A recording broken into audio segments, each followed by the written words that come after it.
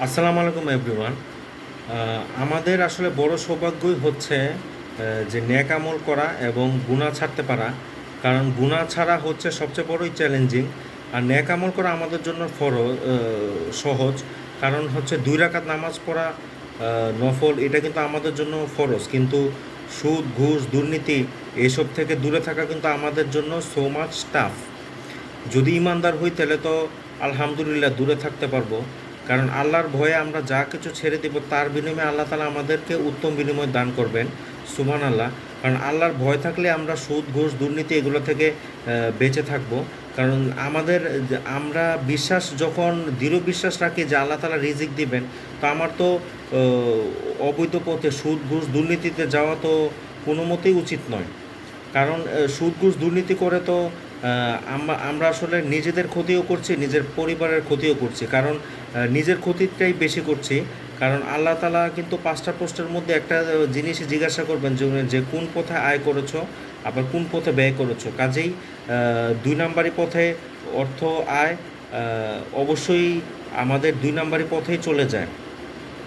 তো কাজে আমরা চেষ্টা করব যে এইসব জিনিস, সুদ, ঘুষ, দুর্নীতি, মানুষের হক মারা, এসব থেকে দূরে থাকা। কারণ এগুলোই কিন্তু এখন বেশি হচ্ছে।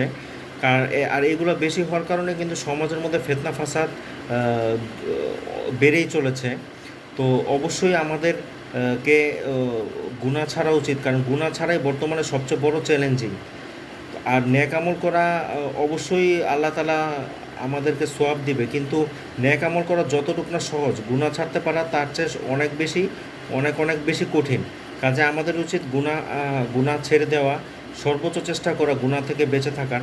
তাহলে আমরা ইনশাল্লাহ আল্লাহর প্রিয় হতে পারবো। আর আল্লাহর প্রিয় হলে অবশ্যই কারণ সৎ লোকেরা কিন্তু কষ্টে দিন পার করে, কারণ তাদের জন্য এই দুনিয়াটা কষ্টের, কিন্তু পরবর্তী দুনিয়ায় তাদের জন্য রয়েছে সুখ এবং শান্তি অনন্ত।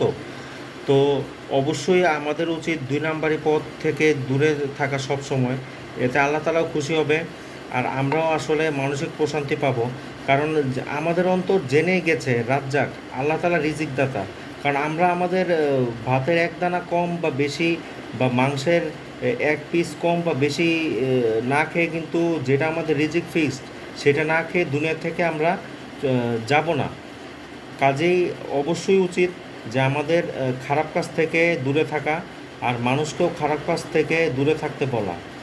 তো অবশ্যই আমরা চেষ্টা করব যে খারাপ কাজ থেকে, বদ কাজ থেকে দূরে থাকা এবং মানুষকেও বলা। তো আজকে এ পর্যন্তই। সবাই ভালো থাকবেন, সুস্থ থাকবেন। আসসালামু আলাইকুম ওয়া রাহমাতুল্লাহি ওয়া বারাকাতুহু।